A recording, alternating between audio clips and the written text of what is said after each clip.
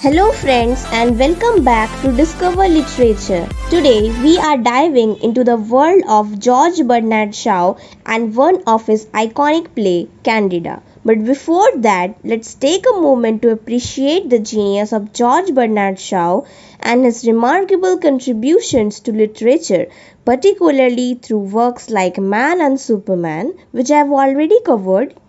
You can check.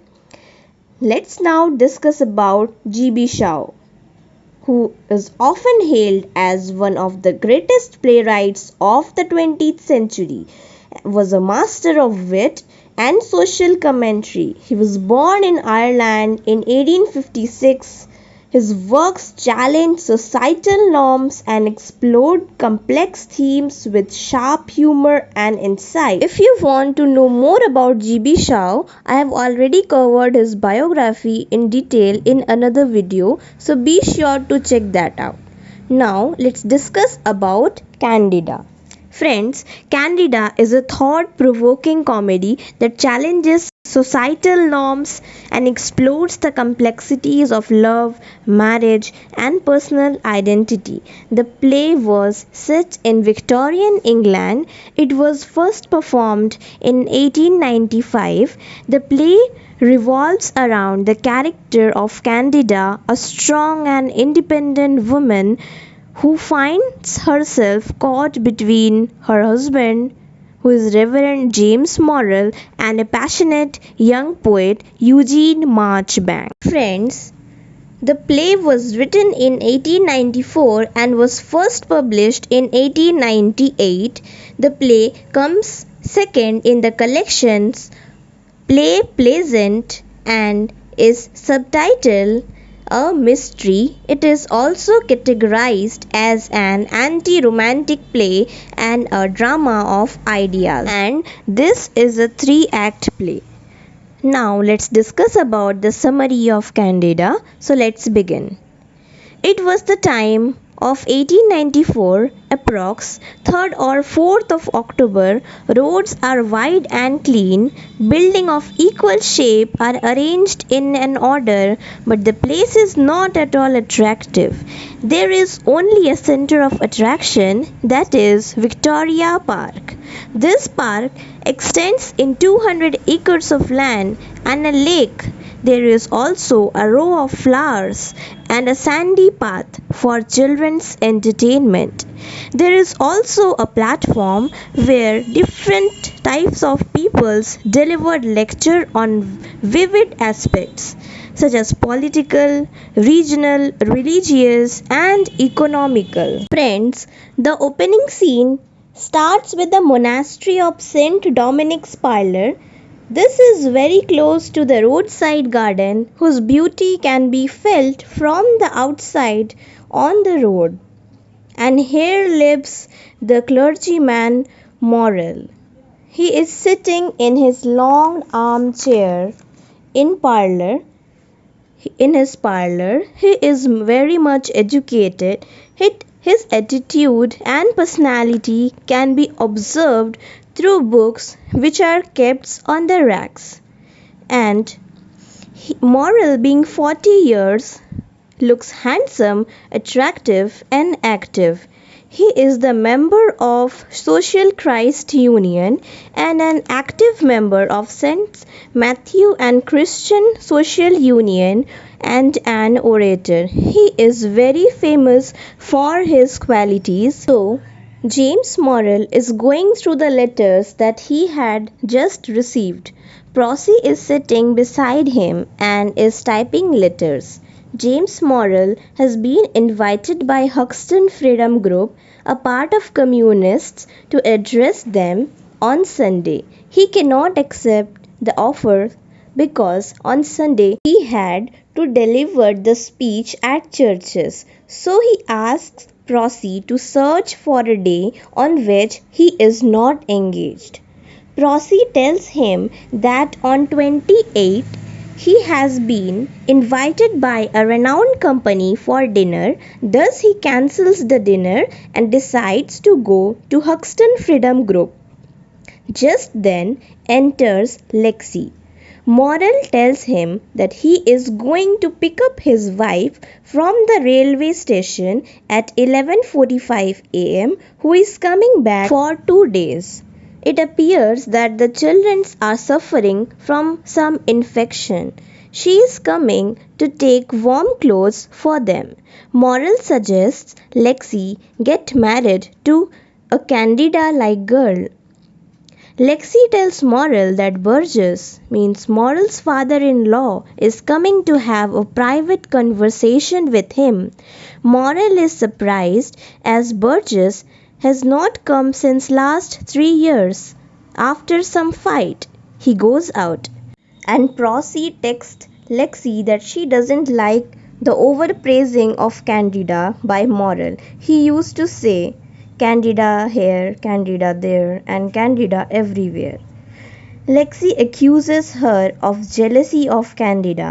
As Lexi is about to leave, Burgess enters. Moral also comes back. He offers his handkerchief to Lexi.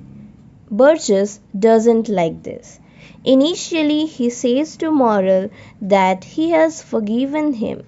But seeing the anger of Moral, he asks him to forgive him. After the initial exchange of words, it becomes visible that he has come to him as he has heard about his upcoming promotion. He considers it as a boon for himself and his business.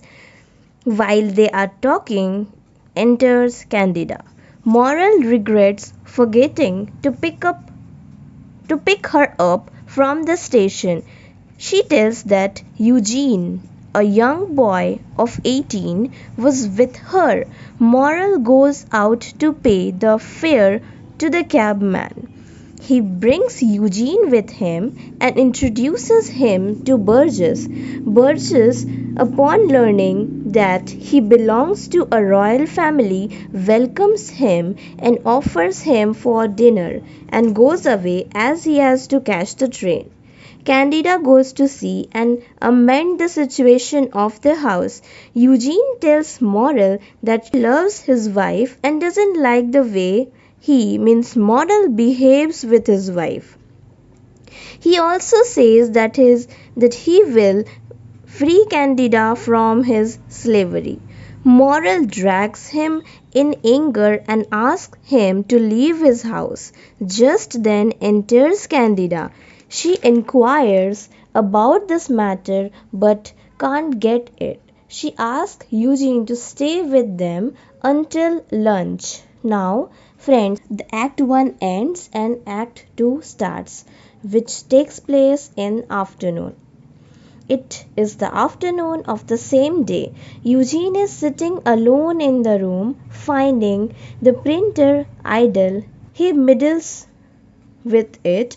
Prosy comes back. She blames him for meddling with the printer. After some discussions, Eugene says that she is in love with Moral and insists upon it till she confesses it. Just then enters Burgess. He says to Eugene that he must have been bored with the typewriter. As this, she calls him old, silly, fatted. Burgess complains to Moral, but he doesn't take it seriously. As dinner would be served after a couple of hours, Moral gives illustrated papers to Burgess to read. Candida is busy filling paraffin in lamps. Seeing this, Eugene, the poet, blames Moral for making her do such old jobs. When Prosy asks Candida to slice onions, Moral experiences poetic horror. He compliments Candida in his poetic language, but Candida breaks all the illusions. He goes with Candida to slice onions. Burgess goes out to smoke. Moral says to Prosy, just to tease her, that she shouldn't have blamed Burgess. She bursts into tears and rushes out. Candida comes to Moral and tells him frankly that Eugene is in love with her. She also tells that Prosy is in love with him, calling it Prosy complaint, and that people hear him as he delivers lecture nicely but does just opposite of his advice. So she asks him to not spend so much time in delivering lectures. Morel is shattered with such response from Candida. Lexi enters. He asks Morel to get ready to go to church. He denies. Candida regrets saying so to Morel. She insists that all will go with him to hear him in the church, but Morel asks her and Eugene to remain at home.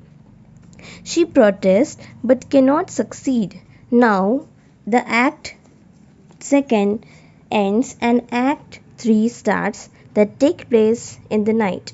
Eugene is reading poetry to Candida, but she is in deep thoughts. Eugene brings her back to senses. She asks Eugene to rather talk to her. Eugene says that he likes to say her name again and again as it's a prayer.